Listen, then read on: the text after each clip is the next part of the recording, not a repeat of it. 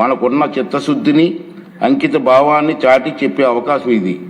తెలుగు జాతి ప్రగతిని ఎవరు అడ్డుకోలేరు అని ఘంటాపథంగా ప్రకటించారు.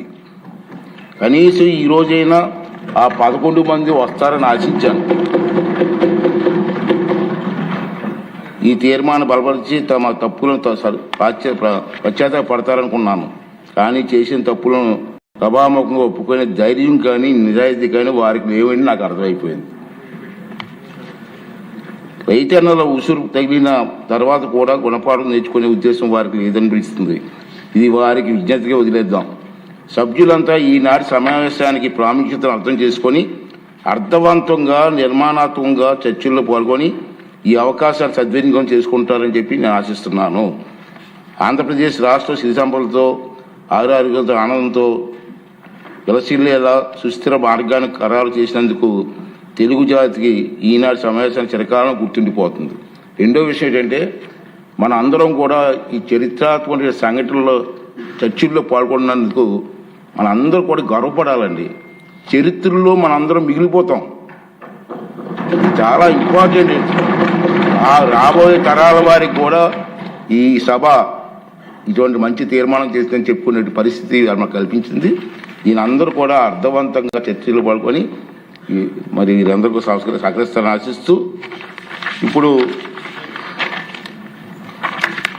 గౌరవ ముఖ్యమంత్రి గారు ప్రభుత్వ తీర్మానాన్ని ప్రవేశపెడతారు.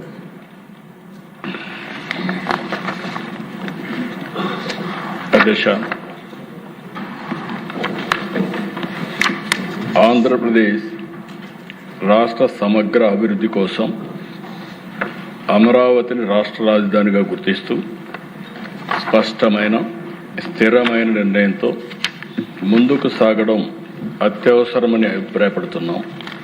దీనికి అవసరమైన అన్ని రక్షణాత్మక చర్యలు తీసుకోవాలని భావిస్తూ సంబంధిత చట్టాల్లో తగిన సవరణలు చేయడం, రాజధానిపై స్పష్టతను స్థిరత్వాన్ని కల్పించవచ్చని గుర్తిస్తూ ఆంధ్రప్రదేశ్ శాసనసభ క్రింది విధంగా తీర్మానం అన్ని రక్షణాత్మక చర్యలు తీసుకోవాలని భావిస్తూ సంబంధిత చట్టాల్లో తగిన సవరణలు చేయడం ద్వారా రాజధానిపై స్పష్టతను స్థిరత్వాన్ని కల్పించవచ్చని గుర్తిస్తూ ఆంధ్రప్రదేశ్ శాసనసభ క్రింది విధంగా తీర్మానిస్తోంది.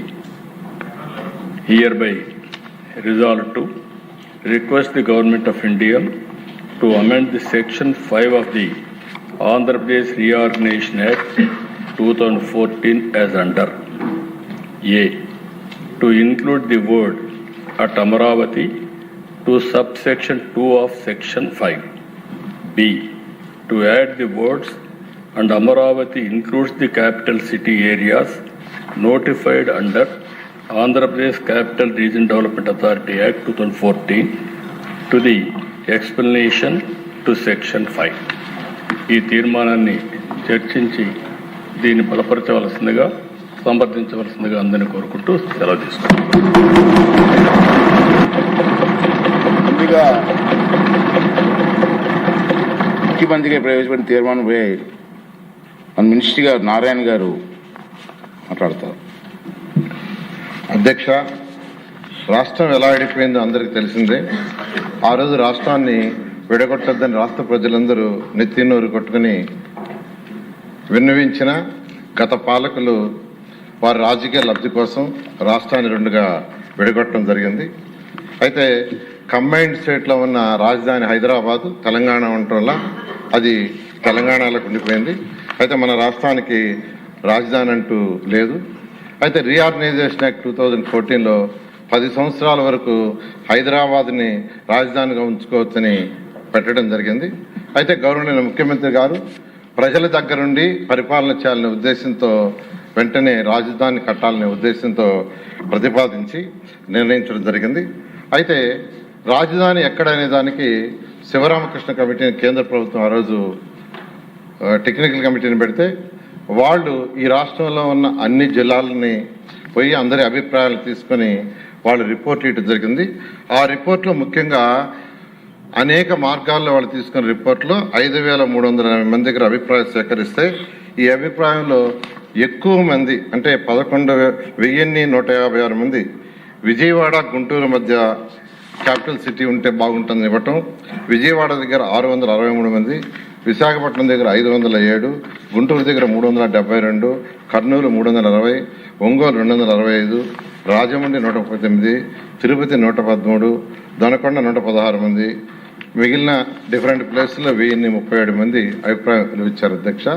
ఎక్కువ మంది వెలువచ్చింది విజయవాడ గుంటూరు మధ్య క్యాపిటల్ సిటీ ఉండాలని నిర్ణయించడం. అయితే శివరామకృష్ణ కమిటీ రాష్ట్ర ప్రభుత్వాన్ని నిర్ణయించమని ఫైనల్గా దాంట్లో చెప్పడం. గవర్నర్ ముఖ్యమంత్రి గారు అన్నీ ఆలోచించి రోడ్డు మార్గము, రైలు మార్గము, విమాన మార్గాలు, అదేవిధంగా ఓడరేవులు దగ్గరగా ఉండేటట్టుగా, అదేవిధంగా ఉత్తరాంధ్రలో చివరి జిల్లా అయిన శ్రీకాకుళంకి, అదేవిధంగా రాయలసీమలో చివరి జిల్లా అయిన అనంతపురంకి సమదూరంలో ఉండేటట్టుగా గుంటూరు, కృష్ణ ఈ 2 జిల్లాల మధ్య అమరావతి రాజధానిని నిర్ణయిస్తామని సెప్టెంబర్ 4, 2014 అసెంబ్లీలో ప్రకటన చేయడం జరిగింది అధ్యక్ష. అయితే ఇక్కడ గవర్నమెంట్ ల్యాండ్ లేదు. అయితే ల్యాండ్ పుల్లింగ్లో తీసుకోవాలని గవర్నర్ ముఖ్యమంత్రి గారు నిర్ణయించడం జరిగింది.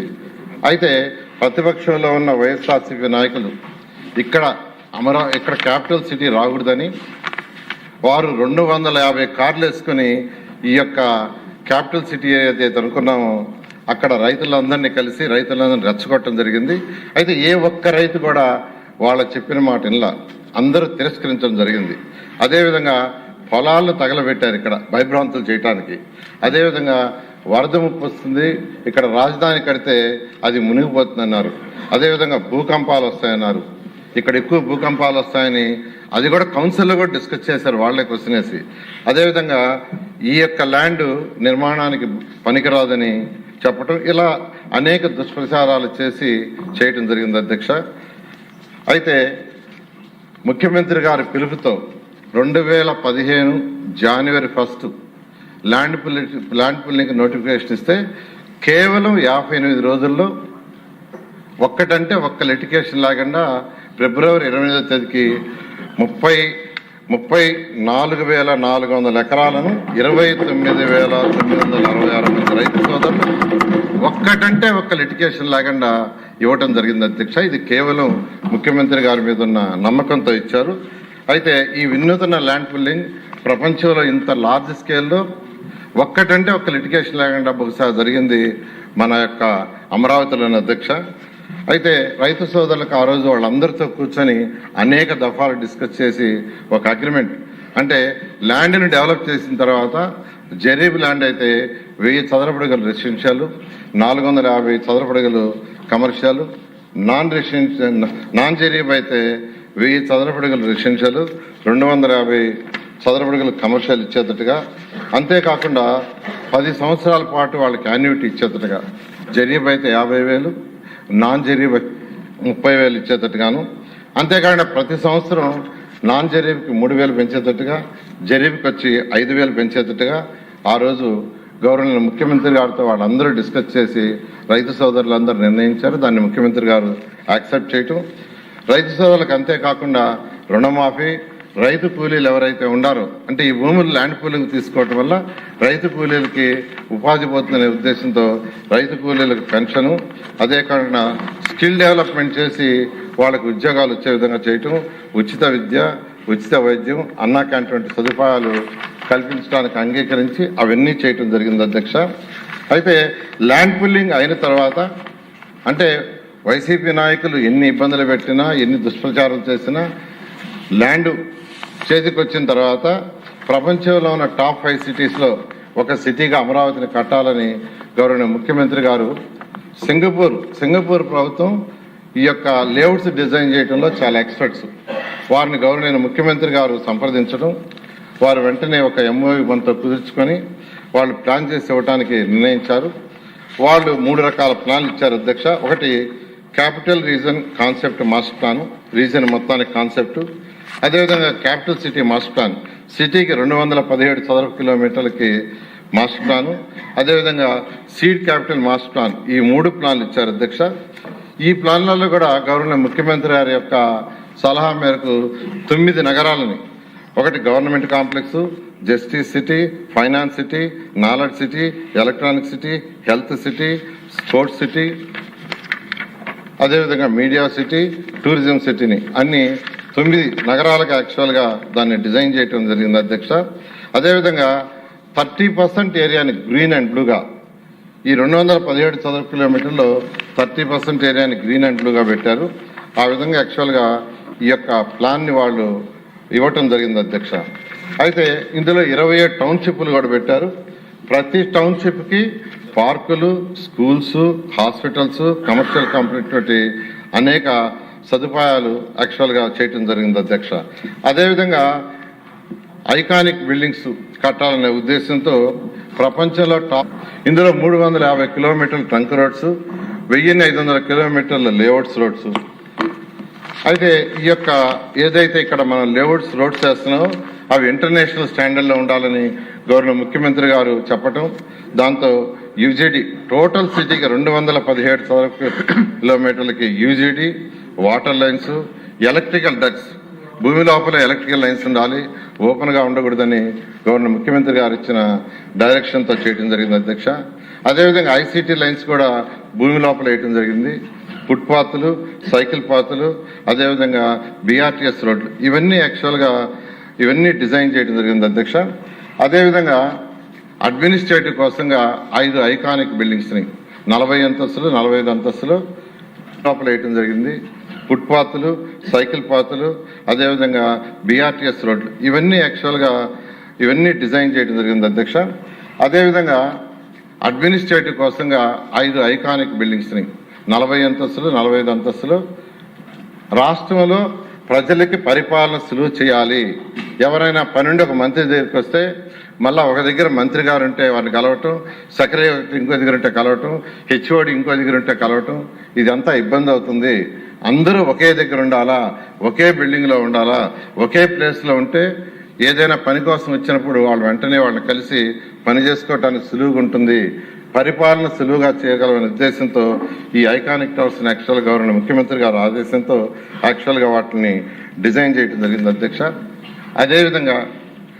అదేవిధంగా న్యాయమూర్తులకు, మంత్రులకు, సెక్రటరీలకు, తర్వాత బంగాళాలు, ఆల్ ఇండియా ఆఫీసర్స్, ఎమ్మెల్యేలు, ఎమ్మెల్సీలకు, గెజిటెడ్, నాన్ గెజిటెడ్ ఆఫీసర్లకి అందరికి కూడా అపార్ట్మెంట్లు అన్నీ కలిపి 4026 నివాసాలకు టెండర్లు పిలవటం జరిగింది అధ్యక్ష. వీటన్నిటినీ గవర్నర్ అయిన భారత ప్రధాని గారి యొక్క చేతుల మీద యాక్చువల్గా శంకుస్థాపన చేయటం జరిగింది అధ్యక్ష. అయితే అధ్యక్ష 2019లో ప్రభుత్వం మారిన తర్వాత విజయవాడ, గుంటూరు మధ్య రాజధానికి ఎటువంటి అభ్యంతరం లేదని 2019 ముందు ప్రతిపక్షంలో ఉన్న